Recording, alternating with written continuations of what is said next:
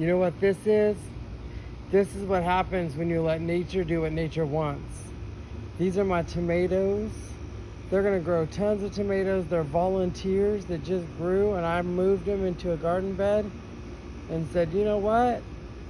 God, do what you're gonna do. Give me the tomatoes you think I deserve. And I think God's gonna bless me with some tomatoes this year. So I hope that you guys are enjoying this quick twilight video of my tomato patch. It's amazing. I'm so excited. And I can't wait to show you the fruits of our labor.